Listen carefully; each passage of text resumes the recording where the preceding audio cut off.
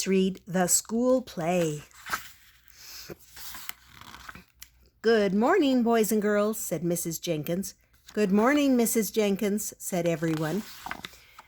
Everyone held hands in a circle and sang the good morning song.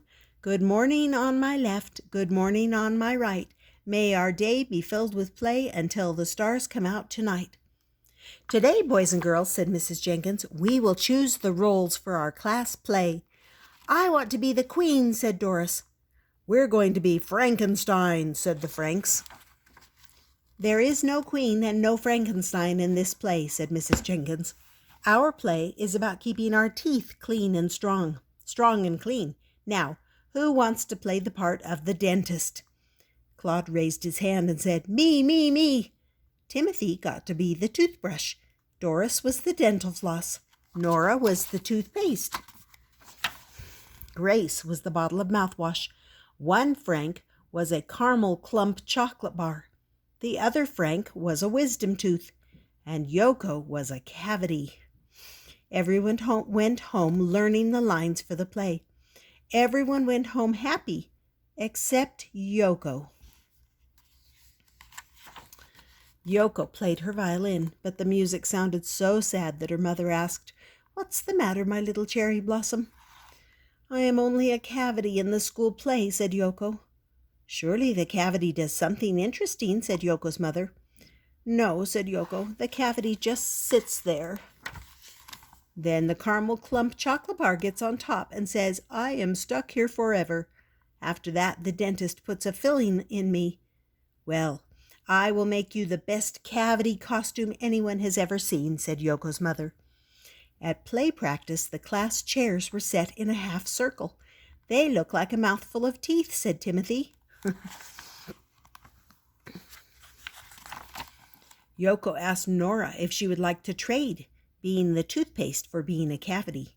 No, said Nora. I don't want to be an old cavity. The cavity doesn't say a word. Claude wouldn't trade either. Neither would Doris or Grace or anyone else. No one wanted to be the cavity. Come, Yoko, said Mrs. Jenkins. Time to sit in your chair. Claude, are you ready to put in the filling? I am ready, said Claude. What do you have behind your back, Claude? Said Mrs. Jenkins. It's my father's drill, said Claude. It makes a perfect noise. You can't use tools in the play, Claude, said Mrs. Jenkins. I am sure you can make excellent drill noises by yourself. It's no fun to be the dentist if I can't use my drill, said Claude. If we use our imaginations, we can all be happy with our parts in the play, said Mrs. Jenkins. Every morning, Mrs. Jenkins called a play practice. Every morning, Claude complained. I don't want to make buzzing noises. I want to use my father's drill, said Claude. Thursday afternoon on the school bus, Timothy said, You look unhappy, Yoko.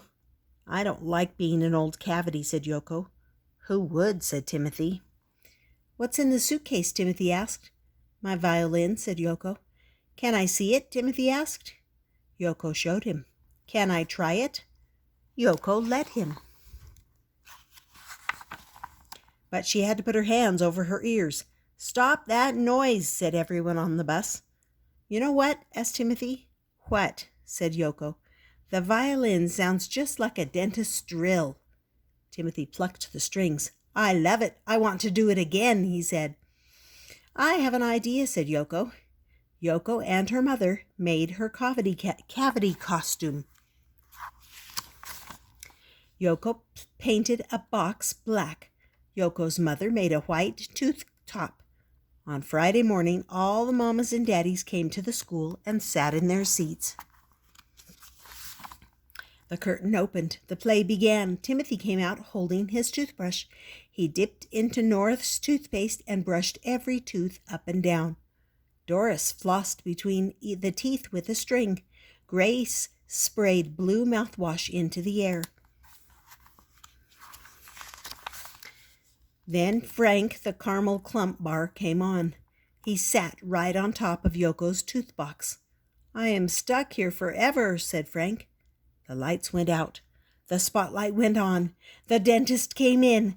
Claude pulled Caramel Frank from the tooth with his dental cleaning tool.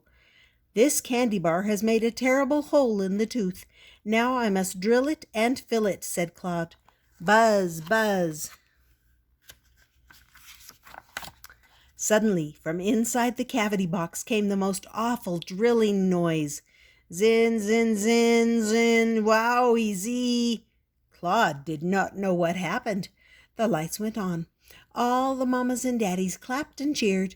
They asked for the drill again, and one more time. Everyone took a bow, and Yoko came out fiddling. See that? That's the end of the school play. I hope you enjoyed that.